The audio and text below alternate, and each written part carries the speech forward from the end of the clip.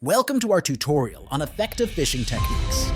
Effective fishing techniques that can help increase your chances of success. Casting, fly fishing, trolling bottom, fishing, ice fishing, lure fishing, bait fishing, sight fishing, and bow fishing. Let's start with casting. It's a classic technique where you cast the line and wait for the fish to bite. Patience and precision are key here. Next, we have fly fishing. It's an art, requiring finesse. The trick is to make the artificial fly act like a real one on water. Trolling is perfect for deep water. You drag your line behind a moving boat. The movement attracts big fish looking for an easy meal. Then there's bottom fishing. You drop your bait to the sea floor. It's great for catching fish species that dwell at the bottom.